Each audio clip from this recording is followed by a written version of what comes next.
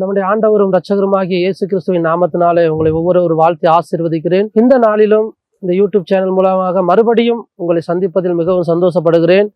இந்த மாதத்தில் கொடுக்கப்பட்ட வாக்குத்தத்தத்தின்படி சங்கீதம் 122:7 சொல்லப்பட்ட வார்த்தையின்படி கர்த்தர் உன் அலங்கத்துக்குள்ளே சமாதானமும் உன் அரண்மனைக்குள்ளே சுகமும் இருப்பதாக என்று சொன்ன வார்த்தையை கர்த்தர் நமக்கு கொடுத்தார். அந்த வார்த்தையை நாம் சுதந்தரிப்பதற்கு என்ன செய்ய வேண்டும் என்று சில காரியங்களை பார்த்தோம். அந்த வார்த்தையின்படி வேத வசனம் சொல்லுகிறபடி நாம் வார்த்தையை அறிக்கையிடும் போது நாம் அதை சுதந்தரிக்கிறவர்களாக இருக்கிறோம். நாம் அறிக்கையிட்டும் சில நேரங்களில் நம்முடைய வாழ்க்கையில சமாதான குறைச்சல் ஏற்படுகிறது. அந்த சமாதான குறைச்சலை எப்படி சரிப்படுத்துவது என்றுதான் இந்த நாளிலே நாம் காணப்போகிறோம்.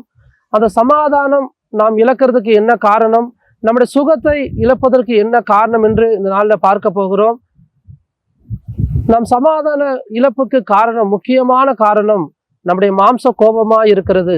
நம்முடைய மாம்ச கோபத்தை நாம் விடும்போது நம்முடைய வாழ்க்கையிலே காணப்படுகிற சமாதானத்தை, அந்த குலைச்சலை, அந்த கோபம் நமக்கு கொண்டு வருகிறது. இந்த நாளிலே ஆண்டவரிடத்தில் கேட்டபோது, ஆண்டவர் இந்த சமாதானத்தை நாங்கள் பெற்றுக்கொள்வதற்கு, இந்த நன்மையை நாங்கள் சுதந்தரிப்பதற்கு என்ன செய்ய வேண்டும் என்று கேட்டபோது ஆண்டவர் ஒரு வார்த்தையை கொடுத்தார். நம்முடைய மாம்ச கோபம் அது பிசாசினால் வருகிறது. அதை நாம் கலைந்து போடும் போது நமக்கு அது சமாதானத்தை கொண்டு வருகிறதாய் காணப்படும்.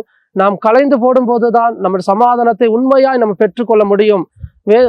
பெற்றோர்கள் பிள்ளைகள் மேல் கோபப்படுகிறார்கள், பிள்ளைகள் பெற்றோர்கள் மேல் கோபப்படுகிறார்கள், கணவன் மனைவி மேல் கோபப்படுகிறார்கள், மனைவி கணவன் மேல் கோபப்படுகிறார்கள்.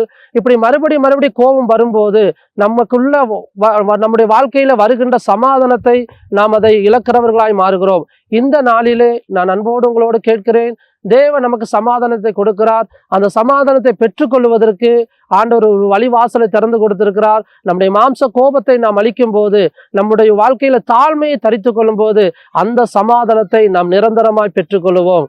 ஆமேன்.